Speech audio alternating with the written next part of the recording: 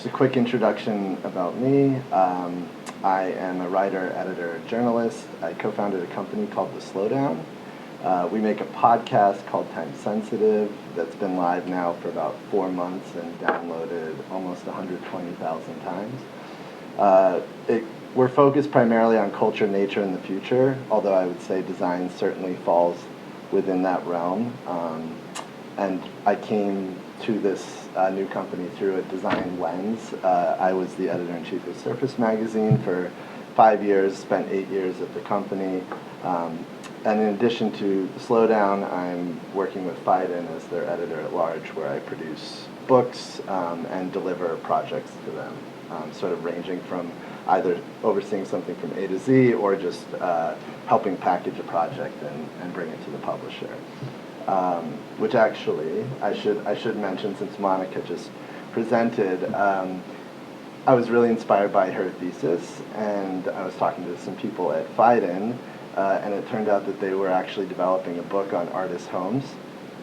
So I introduced her, and now she's working as a researcher on the book. So my course that I taught this past spring, it's sort of the design media workshop that happens every spring, and we focus primarily on design as it is mediated. So we looked at design across a whole spectrum of media, from podcasts to digital media to magazines to books to exhibitions and trade shows, and really thinking about the modes and methods for communicating design to a broad audience. So again, this notion of looking at the world through the lens of design, I think it's very often, especially in media and journalism, not Karrie, of course, but there are a lot of people in media who tend to be very trade focused, and it becomes this like looking at the design world.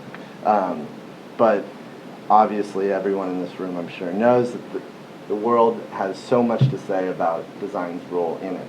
So this class kind of looked at okay, how is that being mediated? So we started with how we got here, kind of looking at coverage of design, architecture, with a focus mostly on criticism and general interest news. So students listened to a particular Terry Gross episode on NPR that was really fun for us all to talk about. Watched different news items, read Louis Mumford text, Ada Louise Huxtable, Paul Goldberger, Alexandra Lang, Sarah Goldhagen, and we also discussed tone, voice, approach, how all of this has evolved over time, how the internet is reshaping how we use words in relationship to talking about design.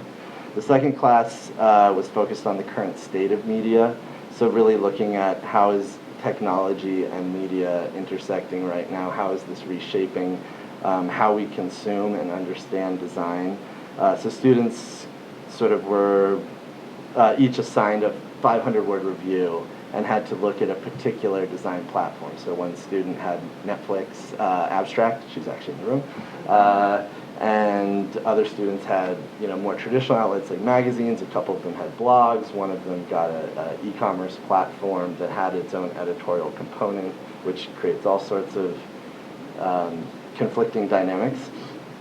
The third class was making a design media platform. So at the end of the day, this was meant to be a pragmatic workshop. So like, how can I take the tools I learn in this class and actually bring them into the real world?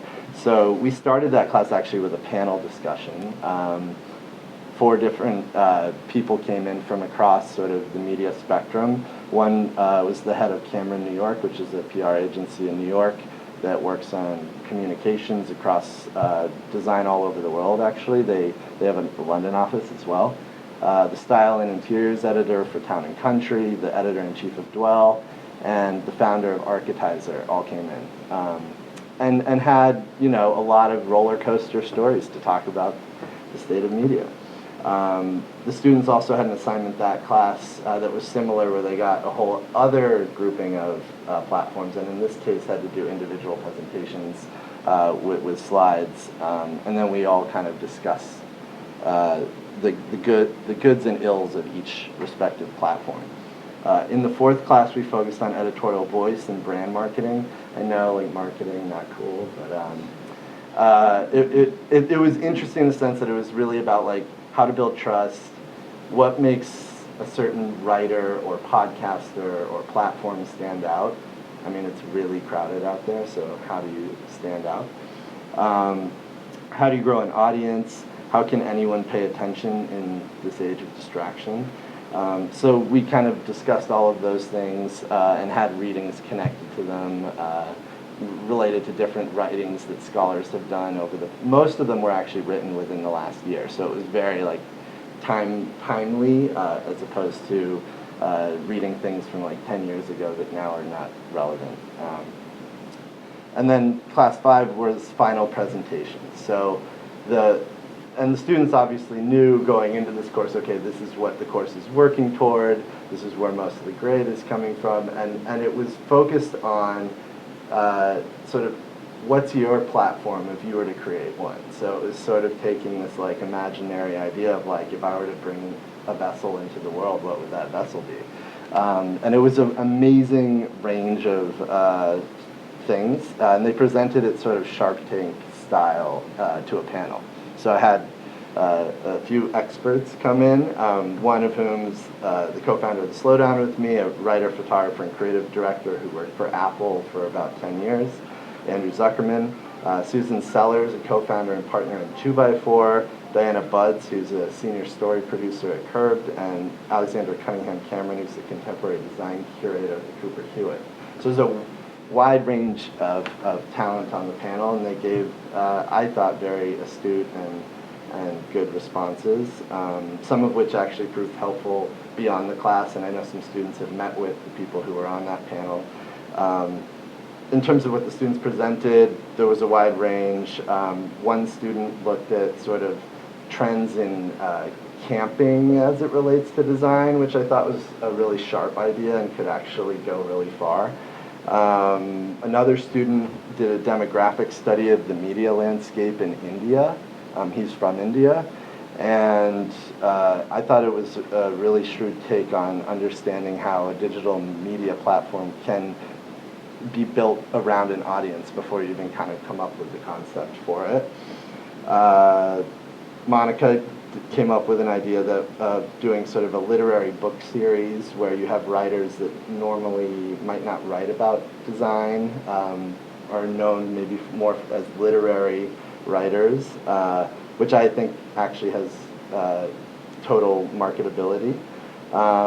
And another student did a podcast about the stories behind flags, which may sound very esoteric, but when you think about the story behind just any flag, that thing has crazy legs. Like, she could go very far with that. And I also talked to her post-class about turning it into a book because I thought that actually the format made a lot of sense. So hopefully this gave you sort of a general overview of what that workshop was like.